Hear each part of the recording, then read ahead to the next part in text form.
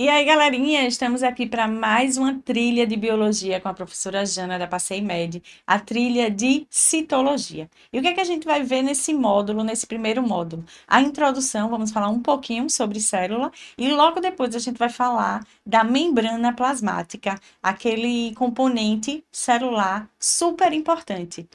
Vamos iniciar a aula? O que é que a gente tem nesse primeiro módulo? Vocês estão vendo aqui na tela os níveis de organização de um ser vivo. Então, para ser considerado um ser vivo, tudo se inicia a partir de uma célula. Então, a célula é a menor unidade fundamental, básica de um ser vivo. Então, vocês sabem que existe a teoria celular. Todos os seres vivos são formados por célula, né? Então, a célula é o início. Então, você já sabe que é a unidade básica e funcional do ser vivo. Quando você tem a junção de várias células, você vai ter tecido. E aí a gente entra num assunto, né, da biologia chamado de histologia, tá? Que vai ser, no caso, a nossa segunda trilha. Quando a gente vai falar de um conjunto de tecidos, a gente já vai ter o quê? Órgãos. Então, eu vou juntar vários tecidos, eu tenho um órgão. E aí sempre vem aquela pergunta, né? A pele é um órgão? Sim, a pele é um órgão, por sinal, o maior órgão, né, do corpo humano. Por quê? Porque ela é formada por vários tecidos. O osso é um órgão? Sim, o osso é um órgão. Por quê? Porque ele é formado por vários tecidos, tá? Então sempre vem essa dúvida, né? E quando a gente junta vários órgãos, né?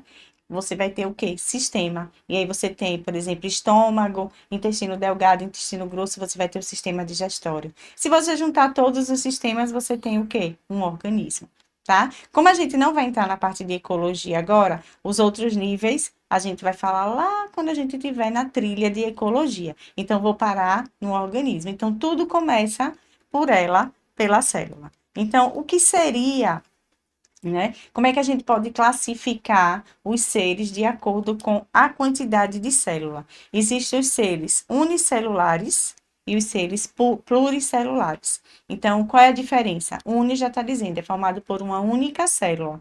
Que a gente tem como exemplo os seres mais simples, que a gente coloca aqui, bactérias, que são unicelulares, e tem um protozoário muito conhecido, que é a ameba. Então, são seres unicelulares. Quando eu falo de pluricelulares, são seres que têm muitas células, tá?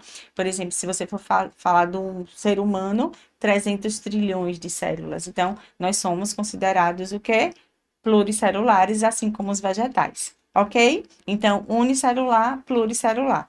Professora, eu só vou classificar os seres de acordo com a quantidade de célula? Não. Eu posso classificar os seres de acordo com a presença, né, da carioteca, que alguns falam de núcleo definido. Então, nós vamos ter seres eucariontes e seres procariontes. Galera, vamos lá. Eu coloquei aqui uma tabela diferenciando, né, os seres eucariontes de procariontes. Se vocês falarem eucarionte, já está dizendo verdadeiro, tá? Então, ele tem carioteca, ele tem o núcleo verdadeiro, como a gente fala.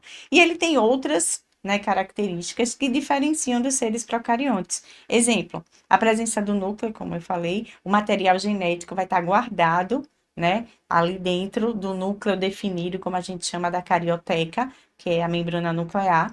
Tem a presença de várias organelas membranosas, que nós vamos estudar em uma outra trilha. Presença do citoesqueleto. O que seria citoesqueleto? São proteínas que têm algumas funções na célula, como a sustentação, dar o formato da célula.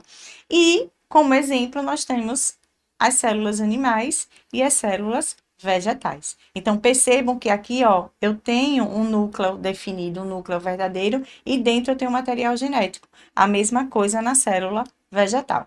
Quando eu vou para a célula procarionte, eu já tenho algumas diferenças. Primeiro, eu não tenho o material genético preso, né, dentro do núcleo, dentro da carioteca. O material genético, percebam que ele está solto no citoplasma. E essa região, a gente dá um nome específico que é chamado de nucleoide, tá? Que a gente também vai falar em um outro momento. Não tem citoesqueleto, tá? Como eu falei, não tem aquelas proteínas que vão dar a sustentabilidade, né? A resistência, não tem. E não vai ter organelas membranosas. A organela dos seres procariontes vai ser o ribossomo, que a gente também vai falar um bocadinho, né, nas próximas aulas, com relação ao ribossomo, que ele não está sendo mais considerado uma organela, certo? E aí a gente vai conversar um pouquinho sobre isso. Então, qual seria um ser que ele é dito como procarionte? As bactérias. Então, as bactérias são seres procariontes, beleza? E todos os outros são inseridos dentro dos seres eucariontes, ok? Não pode esquecer, isso é básico, tá? É necessário que vocês dominem essa diferença. Quando eu vou falar de modelo celular, veja que eu coloquei no slide passado duas células, tem a célula animal e a célula vegetal. Só que elas apresentam diferenças, mesmo sendo eucariontes, tá? Então, quais seriam as diferenças entre a célula animal e a célula vegetal? Vamos lá. Primeiro, o formato. A célula animal, normalmente, ela é mais arredondada, ok? Apresenta a membrana, apresenta citoplasma e apresenta o núcleo. Assim como a gente falou, se é eucarionte, tem que ter núcleo. Apresenta, né, as organelas e pequenos vacúolos. Às vezes tem alguns livros didáticos que dizem que o vacúolo central só tem na célula vegetal. Não, mas a célula animal, ela também tem pequenos vacúolos, assim como o vacúolo digestivo, tá? Se vocês lembram agora, eu até coloquei aqui o desenho de um protozoário.